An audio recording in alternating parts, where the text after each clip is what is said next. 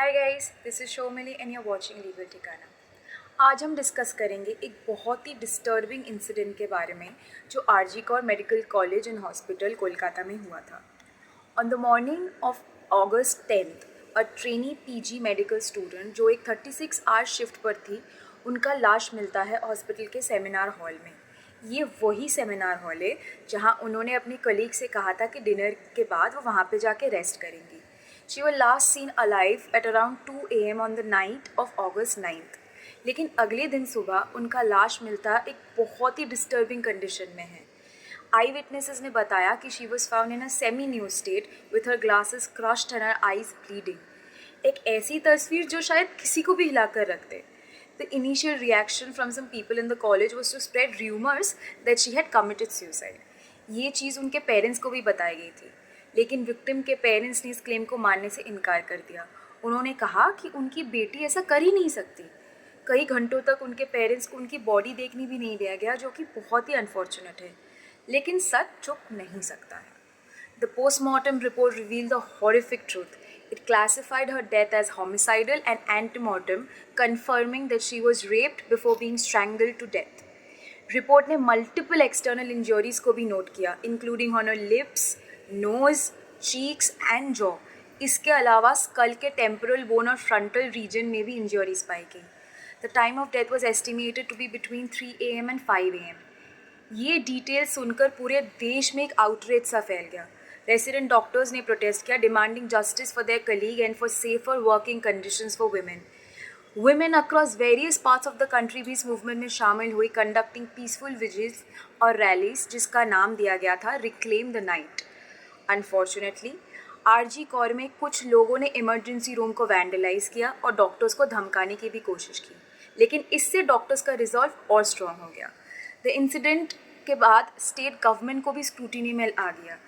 Calcutta high court August 16 को सरकार से पूछा कि क्राइम सीन के पास रेनोवेशन वर्क की अर्जेंसी और टाइमिंग क्या थी।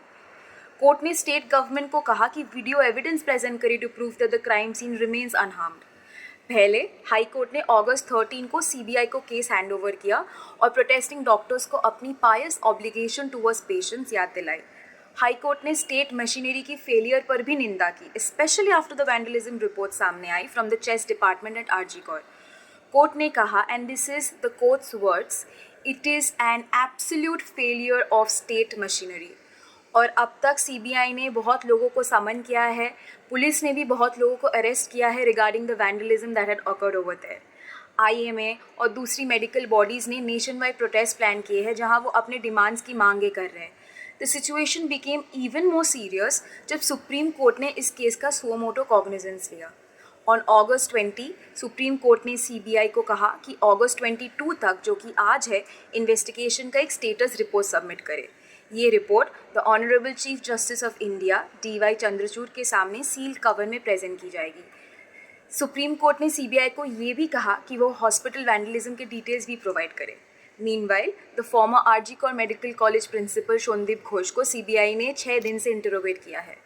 As protest continue across the country, supreme court एक नेशनल टास्क फोर्स बनाया है जो कि मेडिकल प्रोफेशनल्स, स्पेशली वुमेन की सेफ्टी को इंश्योर करेगा। डॉक्टर्स ऑर्गेनाइजेशन जो स्ट्राइक पर थी, उन्होंने कहा कि वो टास्क फोर्स के साथ कोऑपरेट करेंगे और सेंट्रल लॉ की भी डिमांड की है। टास्क फोर्स को इंटरिम रिपोर्ट 3 वीक्स में और फाइनल रिपोर्ट 2 मंथ्स में सबमिट करनी होगी। ये केस सिर्फ एक क्राइम का नहीं, बल्कि सिस्टम के फेलियर का भी एक एग्जाम्पल है।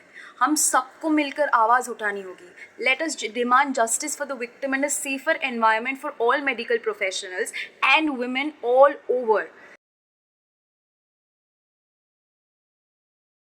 आज सुप्रीम कोर्ट ने सेकेंड हियरिंग रखा था, विच इज़ द 22 August 2024, और आज सुप्रीम कोर्ट ने अपने डायरेक्टिव्स में क्या क्या कहा, ये हम डिस्कस करेंगे। तो पहले ये तो बोलना चाहती हूँ कि ये केस कोलकाता से शुरू हुआ है, लेकिन इसने पूरे देश में एक वेव सा क्रिएट कर दिया है। Let's start with the supreme court strong criticism of the Kolkata police today. The police took 18 hours to seal the crime scene, और ये तब तक हुआ था जब विक्टिम का ऑटोप्सी ऑलरेडी हो चुका है। The court question why such a delay occurred, pointing out that it could lead to evidence tampering.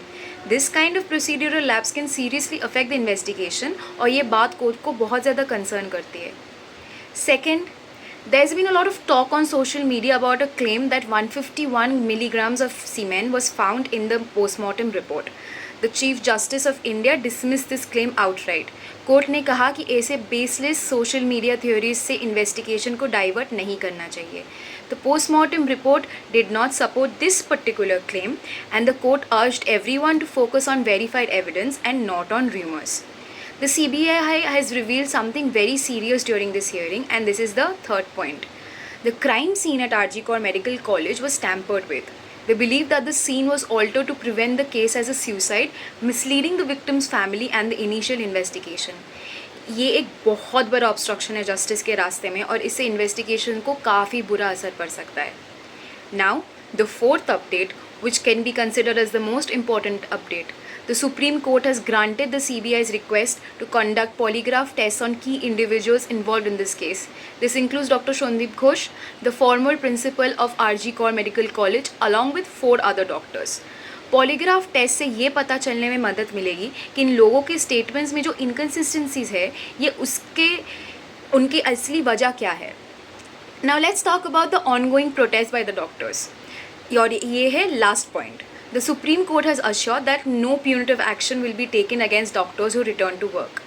The Honorable Chief Justice of India ने डॉक्टर्स की कंसर्न्स को समझा और कहा कि हेल्थ केयर सर्विसेज को रिज्यूम करना ज़रूरी है, लेकिन डॉक्टर्स की सेफ्टी का भी पूरा ध्यान रखा जाएगा. According to him, medicine and justice are 2 things which should never be delayed. Given the gravity of the situation, West Bengal Chief Minister Mamata Banerjee has sent a letter to Prime Minister Narendra Modi requesting central assistance. The next hearing in the Supreme Court is scheduled for September 5th, 2024, where more developments in this case will be discussed. This case is not just a legal battle, but also a significant moment for our justice system. The court's actions and the CBI's investigation will be crucial in determining the outcome.